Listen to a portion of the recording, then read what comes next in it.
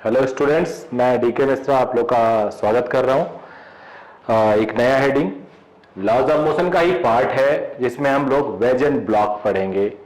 जैसे हम पुली पढ़ते हैं, ब्लॉक सिस्टम का क्वेश्चन करते हैं, तो अब हम वेज एंड ब्लॉक। वेज क्या होता है?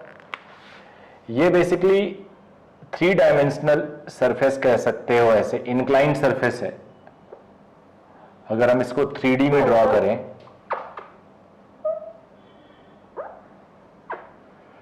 तो इस तरह का एक सरफेस होगा। ये इंक्लाइन सरफेस है, ये ऐसे एक सरफेस होगा जिसपे ये स्लैंट सरफेस जो है उस पे मोशन होता है बेसिकली। ये सरफेस साइड व्यू देखें तो हमें ये मिल सकता है। अब ये फिक्स्ड भी हो सकता है और मूवेबल भी हो सकता है। अब तो इसके क्वेश्चंस कैसे होंगे? इस पे एक ब्लॉक रखा जा सकता है,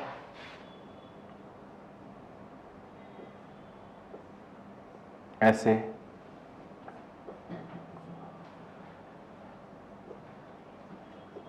ऐसे जो यहां से दिखेगा। ब्लॉक तो मूव करेगा ही करेगा। तो अब इसके क्वेश्चंस कैसे बनेंगे, क्या ट्विस्ट होगा, क्या न्यूमेरिकल होगा, वो हम लोग देखते हैं इस चैप्टर में। इंटरेस्टिंग है और बहुत इंपॉर्टेंट है। कुछ खास बात बताऊंगा जिससे आप लोग को इजी लगे। ये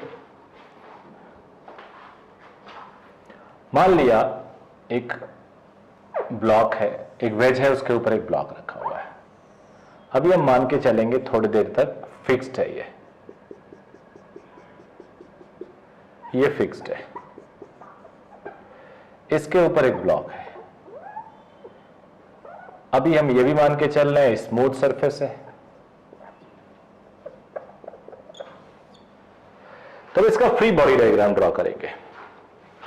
free body diagram of block.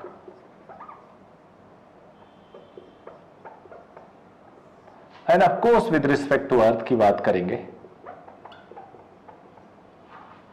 तो बेटा फ्री बॉडी डायग्राम जैसा मैं आपको बता चुका हूं, पहला स्टेप होता है सेपरेट द सिस्टम।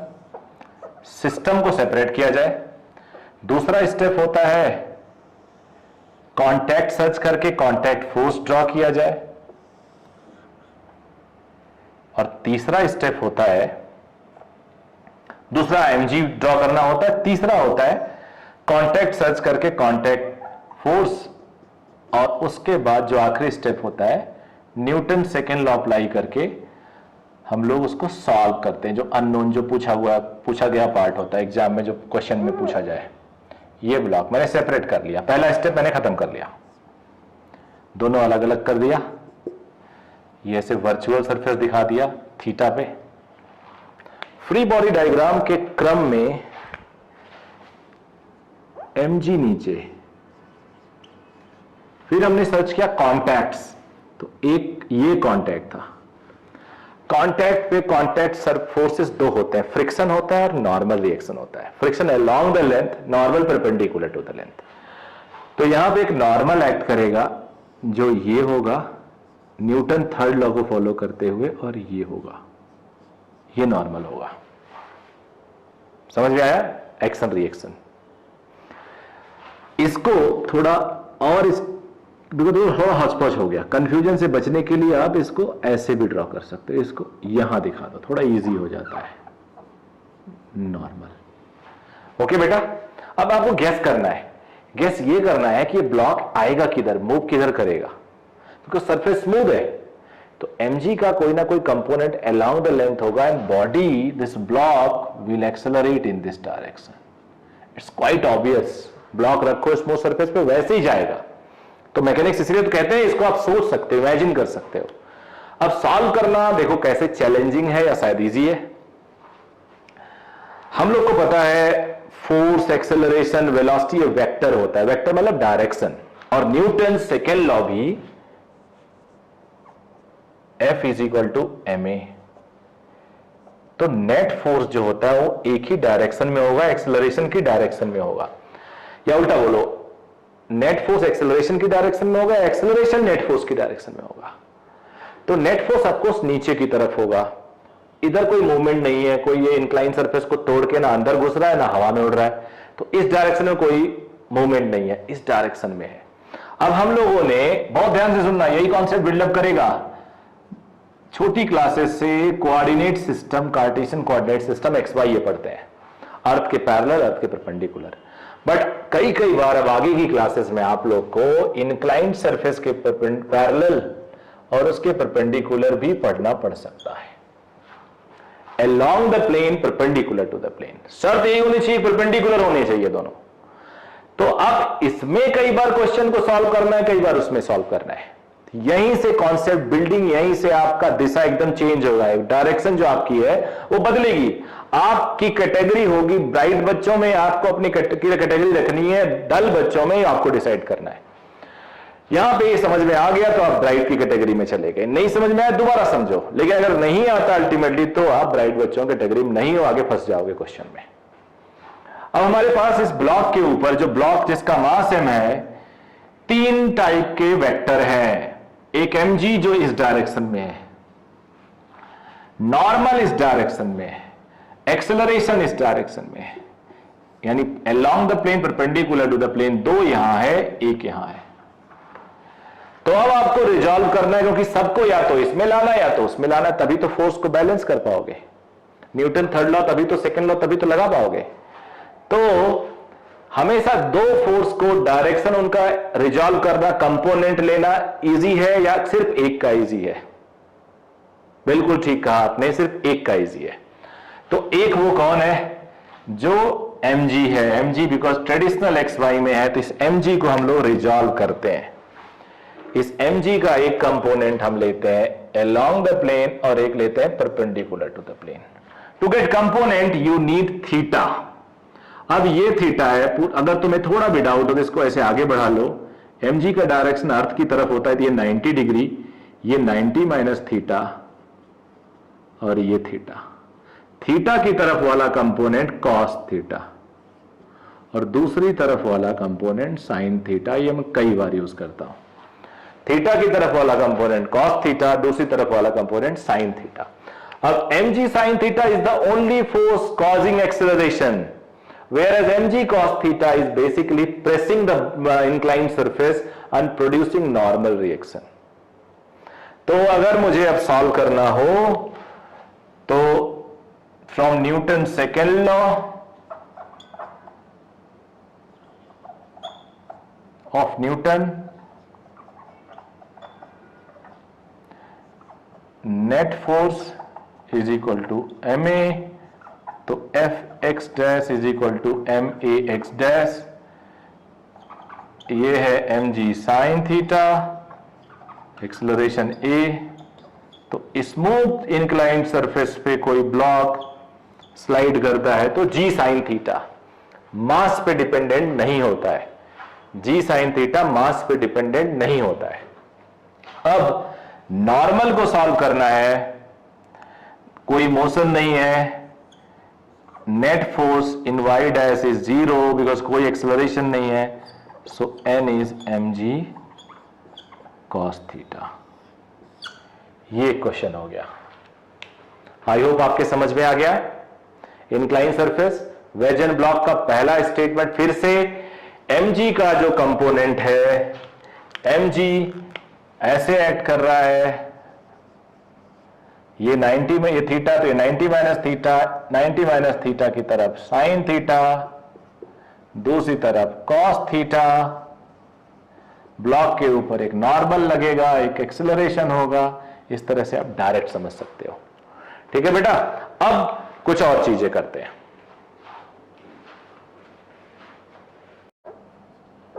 अब कुछ एग्जाम्पल करते हैं, बहुत ही छोटे छोटे एग्जाम्पल, और यही हमें चैलेंज रखना है कि ये चैप्टर आए कैसे नहीं, आएगा कैसे नहीं, सवाल ही नहीं उठता। तो मैं चाहता हूं हर बच्चे को मेरे ये चैप्टर एकदम उसके फिंगर टिप पे रहे और वो भगवान से प्रे करे कि यार एग्जाम में यही आए, इतना कॉन्फिडेंस होना चाहिए उसको। अभी हम फिक्स्ड ले रहे हैं, ये 1 ले लिया, छोटे छोटे कॉन्सेप्ट क्लियर करेंगे।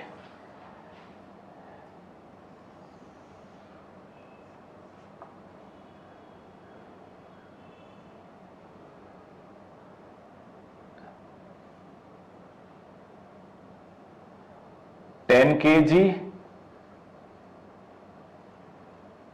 5 kg और एक तीसरा भी यहां,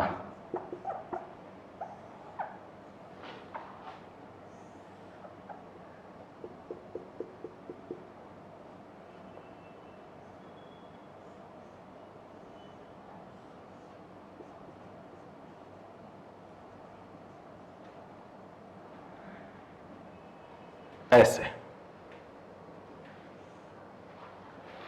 तो पहला वाला जो है उसमें हमने यहां पे एक स्ट्रिंग लगा के एक ब्लॉक को बांध दिया। मुझे इस पे टेंशन चाहिए, यहां पे मुझे नॉर्मल रिएक्शन चाहिए इन दोनों के बीच में, यहां भी मुझे नॉर्मल रिएक्शन चाहिए इन दोनों के बीच में। अब सारे बच्चे जो भी इस वीडियो को देख रहे हैं, सब मेरे वीडियो को रोकें, पॉज करें and right your answer. After writing your answer just match with me. If you find all correct, बहुत बढ़िया, मजा आ जाएगा। एक भी सही नहीं है तो भी कोई प्रॉब्लम नहीं, सॉल्यूशन देखने के बाद सही करना। तो पहला देखता हूं, पहला हम लोग स्टार्ट करते हैं। अब ज्यादा हम लोग को हमने अभी कई वीडियोस लॉज ऑफ मोशन के मैंने डाल दिए हैं, बेसिक से लेके free body diagram, blocks, string, spring और पुली। तो अब आपको डाउट नहीं होना चाहिए। अब मैं डायरेक्ट इसमें लिखना चाहता हूं। थोड़ी देर पहले दिखाया था mg का एक कंपोनेंट ये होगा, एक उसका कंपोनेंट ये आएगा mg साइन थीटा, ये mg कॉस थीटा, नॉर्मल और स्ट्रिंग का टेंशन T। कहीं कोई मोशन नहीं है, रुका हुआ है, तो tension must be equal to mg sine theta. देखो ना, this is equal to this, this is equal to this. ये हमने mg को रिजॉल्व कर लिया। हमने मोशन लिया x dash y dash. x dash क्या था? along the plane। y dash क्या है? Perpendicular to the plane. तो mg साइन थीटा को टेंशन ने बैलेंस किया, tension is mg sine theta. यहां आते हैं, दोनों ब्लॉक का mg साइन थीटा नीचे की तरफ लग रहा है, दोनों ब्लॉक का mg साइन थीटा इधर ही लग रहा है, इसका भी इसका भी। अब देखने में लग रहा हो बड़ा वाला छोटे वाले को पुश कर रहा होगा, ऐसा लग रहा होगा। दोनों कॉमन एक्सेलरेशन से चलेंगे इसलिए ऐसा लग रहा होगा। सही लग रहा, कोई प्रॉब्लम नहीं है। पुश कर रहा, ये थोड़ी प्रॉब्लम है, बिकॉज दोनों का एक्सेलरेशन सेम है, because acceleration was not depending on mass, so both will move with same acceleration. If they are moving with same acceleration, it means they are traveling same distance in same time. It means उनके बीच में actual contact है ही नहीं। Contact नहीं है तो contact force नहीं है। So normal reaction between them is zero. क्योंकि दोनों के बीच में actual contact नहीं है। दो लोग जा रहे हैं same acceleration से, एक थोड़ा प्रेस करता, दूसरा रुका होता, तो मान लेता कि दूसरे के नीचे फ्रिक्शन है, पहला फ्री है, पहला प्रेस कर रहा है। अभी दोनों के नीचे स्मूथ सरफेस है, तेल लगा हुआ है, ऑयलिंग कर लिया गया, दोनों स्लाइड कर रहे हैं, तो दोनों एक साथ जा रहे हैं, कोई फोर्स नहीं। हाँ, नीचे जाएंगे जब यहां, तो इसके ऊपर ये गिर पड़ेगा तो नॉर्मल आएगा। एक्चुअल है मैकेनिक्स, सोच सकते हो आप। यहां पे आप सोचते होगे जल्दी जल्दी जाएगा या स्लो जाएगा, ऐसा कुछ भी नहीं है। Both are having same acceleration, common acceleration, because acceleration mass पे डिपेंड ही नहीं करता। तो यहां पे भी नॉर्मल रिएक्शन जीरो है। तो चलो अब कुछ और क्वेश्चन सॉल्व करते हैं। जो क्वेश्चन होगा वो थोड़ा सा इंटरेस्टिंग होगा। अब लेवल बढ़ाते हैं। अब जरा थोड़ा बहुत पुली भी अपने दिमाग में लाओ, बिकॉज पढ़ा चुका हूं मैं पुली पे नेट फोर्स का एक फॉर्मूला लाओ अपने माइंड में, फिर हम लोग इसके क्वेश्चंस और अच्छे से करेंगे। नेट फोर्स का एक फॉर्मूला होता है, एक वेक्टर ये है, एक वेक्टर ये है बी। इसको हम ऐसे लिखते हैं, याद करो आप, इसको हम ऐसे ले आते हैं बी को, ए को फिर यहां ले आते हैं, और रिजल्टेंट ये हो जाता है बेटा। और रिजल्टेंट, और बीच में मान लो थीटा है, दोनों के थीटा है, तो resultant is A plus B. कोई वेक्टर क्वांटिटी हो, फोर्स हो, वेलोसिटी हो, एक्सेलरेशन हो, इसका मैग्नीट्यूड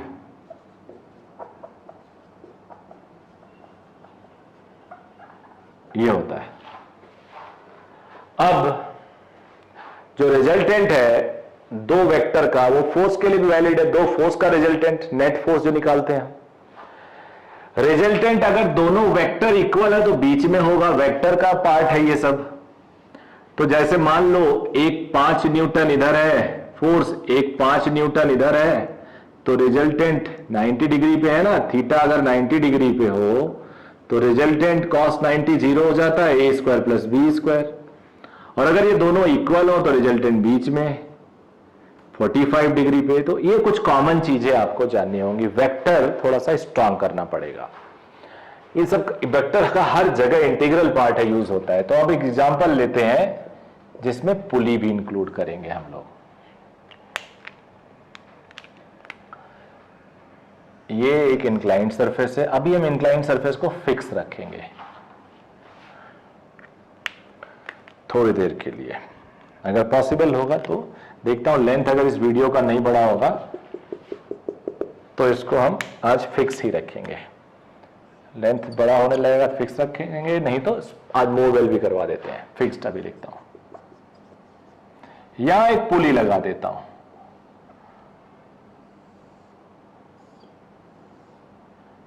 यहां पे एक ब्लॉक लगा देता हूं। चलो थीटा की वैल्यू थोड़ा इजी करने के लिए 30 डिग्री दे दिया। ये आइडियल पुली P है, ये 20 kg 10 kg। क्वेश्चन है फाइंड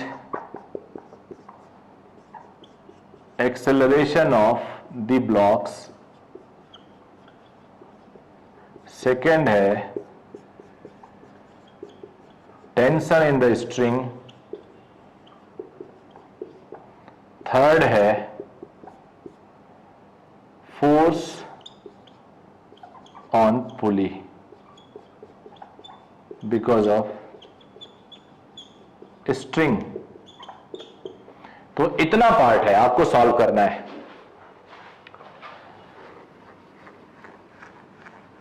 अब 2-3 मेथड है, थोड़ा इजी मेथड भी पढ़ेंगे और थोड़ा ट्रेडिशनल मेथड जो रेगुलर मेथड होता है वो भी पढ़ते हैं। बट मेरा यही चाहना है कि मैं यही चाह रहा हूं कि आप सब लोग इसको खुद से ट्राई करो। हर बच्चा एक बेसिक लॉजिक लगाएगा कि जैसे मैं सोच रहा हूं वही सोच रहा है, ऐसे ही सोचना है।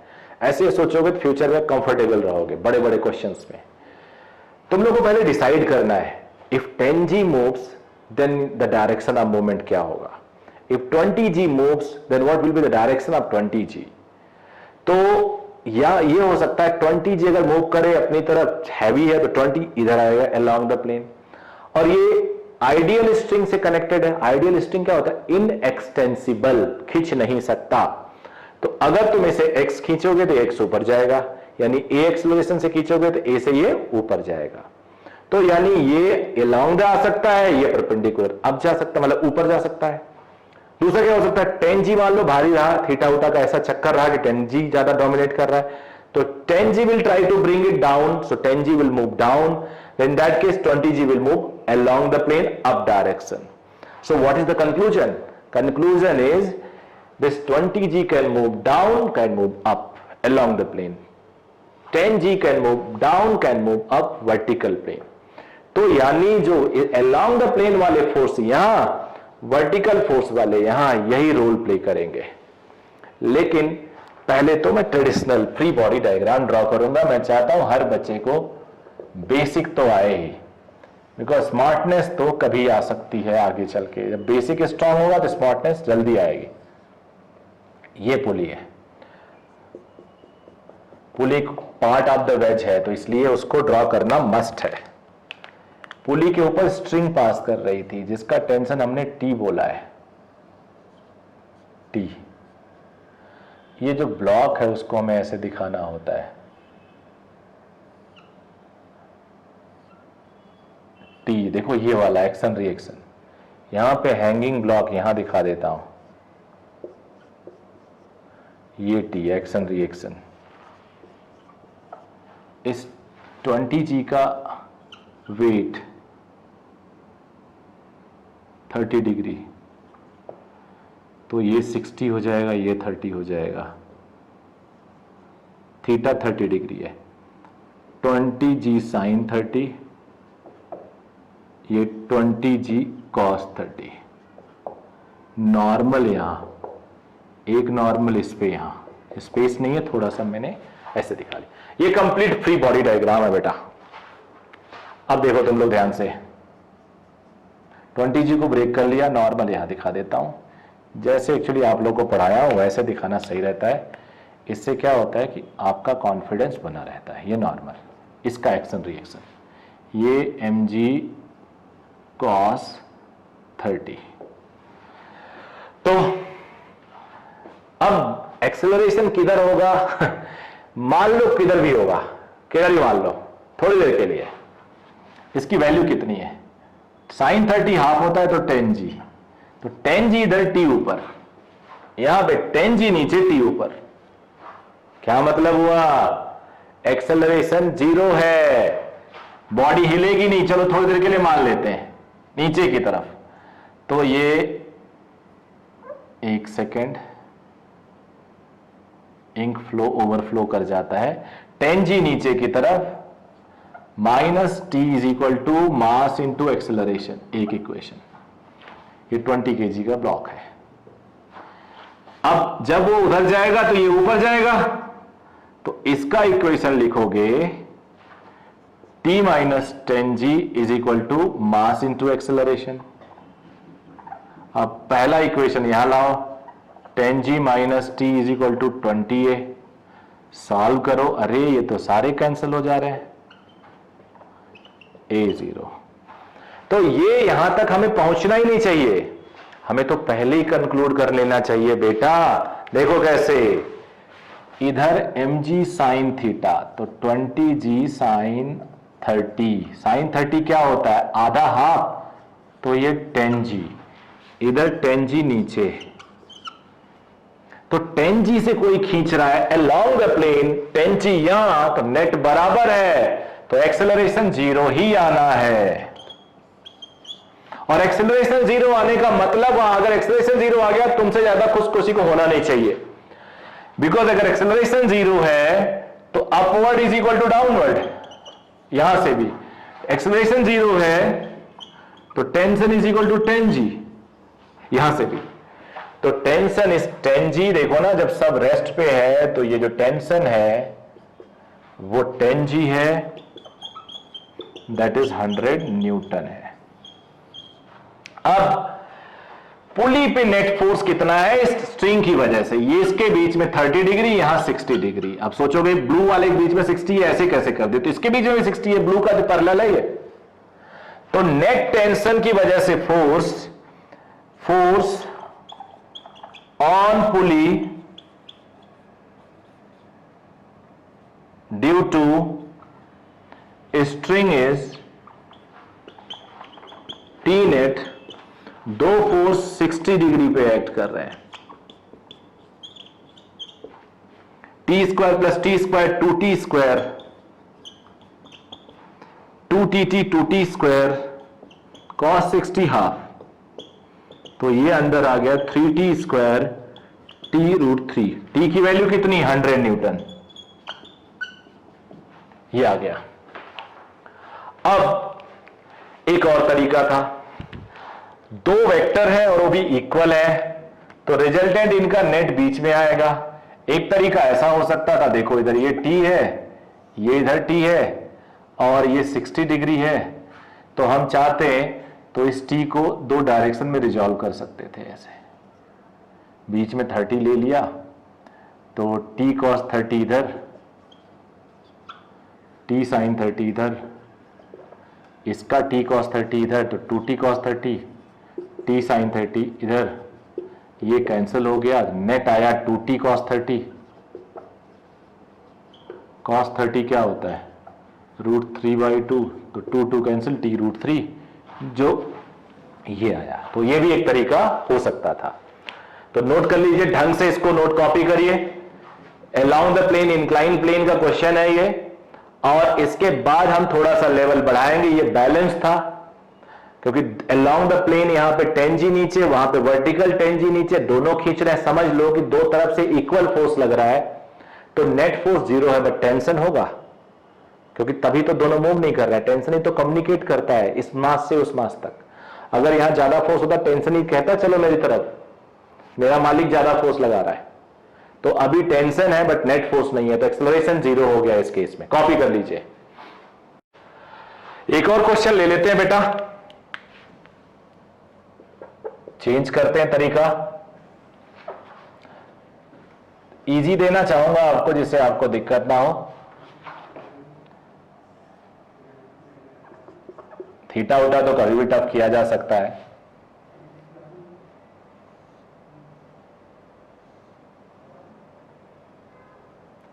ये है 20 kg, ये है 5 kg,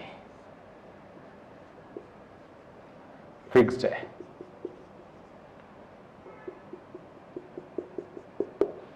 एक मैंने आप लोग को फॉर्मूला बताया था, जब मैं पुली पढ़ा रहा था, तो एक फॉर्मूला बताया था, and that was is net pulling force upon total mass to be pulled. Net pulling force upon total mass to be pulled.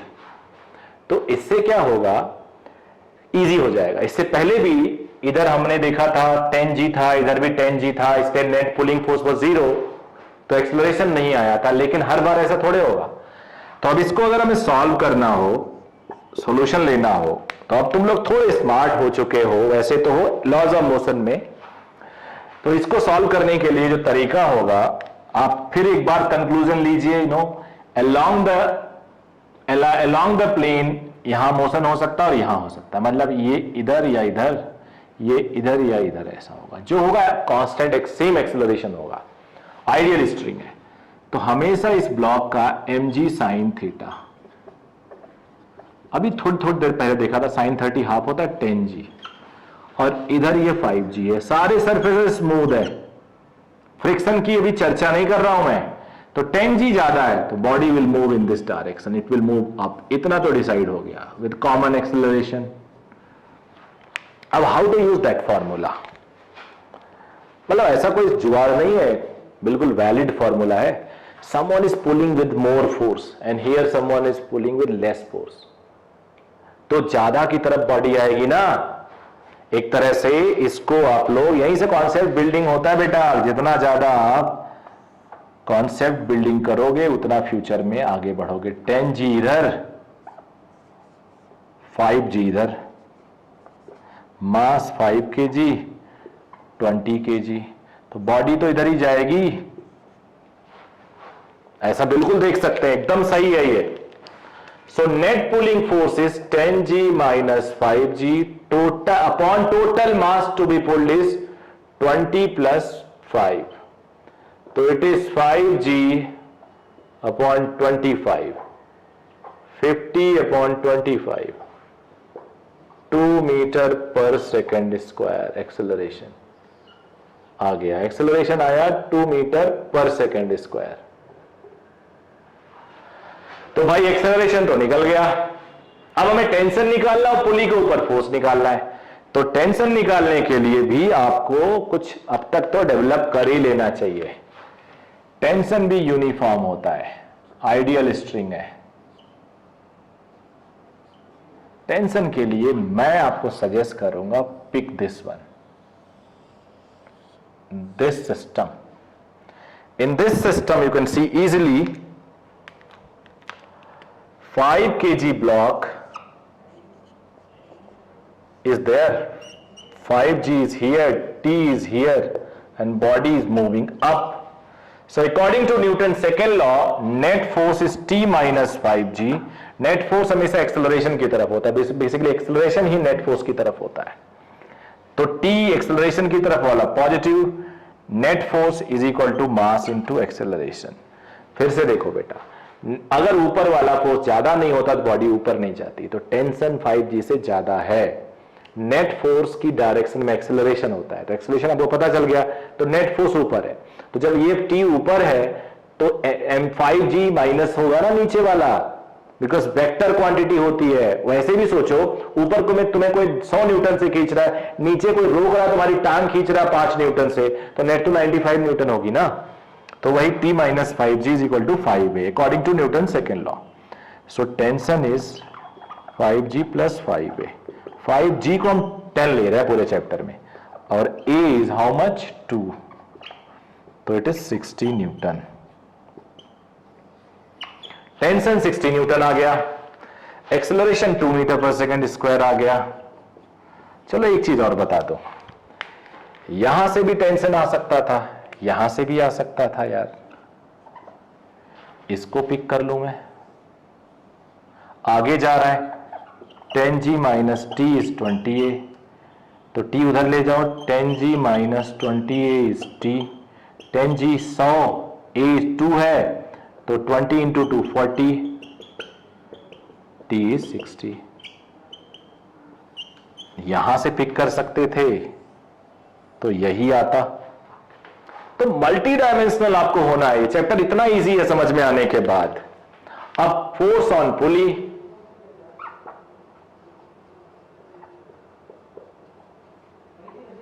पुली ये है,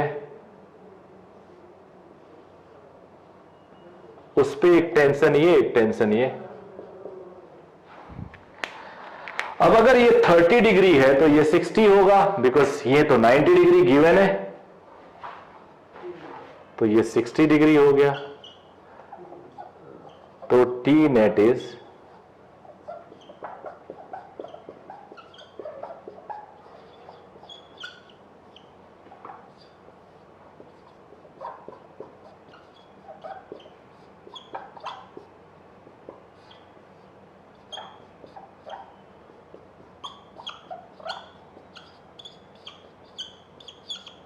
नोट कर लीजिए, ये भी एक क्वेश्चन आपके लिए बढ़िया क्वेश्चन हो गया. कॉपी करिए इसको. अब जरा कुछ फ्रिक्शन को इन्वॉल्व करें हम लोग इनक्लाइन सरफेस पे.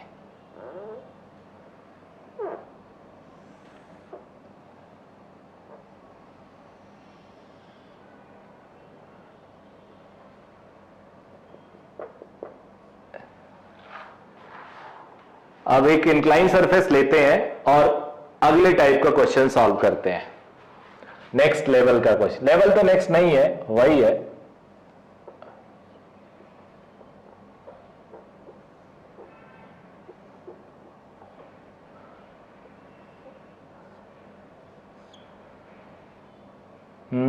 Ten kg, 10 kg, 5 kg. अगर सही में देखा जाए तो ये प्रीवियस क्वेश्चन जैसा ही है, कुछ बिल्कुल प्रीवियस जैसा. बट मेरा इस बार क्वेश्चन है find out tension in this. ये टेंशन आप लोग वीडियो रोकिए और सॉल्व करिए, मैं बताता हूं. अब रोक दीजिए मुझे, मैं रोकने के बाद बता रहा हूं, समझ लो. तो अब थोड़ा टाइम हम लोग कम लेंगे. सबका वेट इधर 10G sin 30, 10G sin 30, 5G.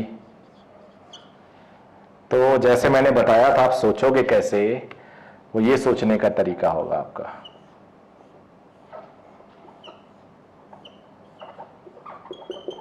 Ten G sign 30 होता है, साइन 30 हाफ 5G, और ये भी हो जाता है 5G. तो 5G इधर, 5G इधर, और इधर बेटा पीछे भी 5g। तो इधर ज्यादा फोर्स लगा रहा है, एक्सेलरेशन ये होगा। इनके बीच के टेंशन को T दिया गया है, इनके बीच के टेंशन को T1 मान लो। तो ये T है, ये T1 है, हालांकि ये बाद में। नेट पुलिंग फोर्स उधर 10 से इधर 5 से, 5 5 10 उधर minus 5g। Total mass to be pulled तो 25 kg का मास है। मैं सीक्वेंस में लिख रहा हूं जिससे आप कनेक्ट हो। 5g कैंसिल हो गया, 5g अपॉन 25, 50 अपॉन 25, 2 मीटर पर second square, just like previous case. अब T निकालना यार, तो आपको पता है कितना इजी हम लोग के लिए। अब तो ये इसको पकड़ेंगे हम, तो फिर से ड्रॉ कर लेता हूं मैं। 5g इधर, T इधर, एक्सेलरेशन 2 मीटर पर सेकेंड स्क्वायर, मास है 10 kg का। मास से मत कंफ्यूज होना, 5 है, 5g लिखा हुआ है तो नो। अब आगे जा रहा है तो 5g बड़ा होगा, तो net force 5g minus T is equal to 10a। 5g 50, a is 2, तो ये 20 हो गया। तो T is 50 minus 20, that is 30 newton. Tension is 30 newton बेटा। T1 भी निकाल लेते हैं, क्यों छोड़े भाई T1 को, इसको पिक करते हैं। मास्टर होना है आपको। अब T1 आगे, 5g पीछे, तो नेट और एक्सेलरेशन भी आगे है, तो नेट फोर्स हो गया T1 minus 5g is mass into acceleration. Acceleration था 2, तो ये 10 हो गया, तो 10 T1 is 60 Newton, just like previous case. क्योंकि इस स्ट्रिंग के लिए तो ये 10-20 किलो है, ये 5 किलो, प्रीवियस भी तो ऐसा ही था। अब उसके बाद T1 को इस पे पुली पे net force, net tension, net force तो 0 है क्योंकि एक्सेलरेट नहीं कर रहा है, ऑन पुली लाइक प्रीवियस 60√3। अब पुली का बेसिक खत्म हो गया। जब बेसिक खत्म हो गया तो अब I am sorry incline surface का बेसिक खत्म हो गया। तो जब बेसिक खत्म हो गया इंक्लाइन सरफेस का, तो अब जो फ्रिक्शन होगा और हैवी क्वेश्चंस होंगे वो फ्रिक्शन वाले पार्ट में ही होंगे। अब आपको रिजॉल्व करने आ गया, आपको नॉर्मल रिएक्शन लेने आ गया, आपको इसके पुली पे फोर्स देखना आ गया, फ्री बॉडी डायग्राम देखना आ गया। तो ये था आप लोग के लिए। आप लोग अपने कमेंट पे हमें बताइए, बिकॉज हमें नहीं पता चलता। क्लासरूम में तो हम पता कर लेते हैं बच्चों को समझ में नहीं आया कि नहीं आया। आप क्या फील कर रहे हैं, क्या और चाहते हैं। एकदम बेसिक था, जिनको सीखना है लॉज ऑफ मोशन, यहां से आप फाउंडेशन में अपना बिल्डअप करिए और आगे बढ़िए। आगे बढ़ेंगे तो कितने बड़े भी क्वेश्चन कर सकते हैं अगर आपका फंडामेंटल क्लियर होगा तो। सो थैंक यू बच्चों, ऑल द बेस्ट आपको।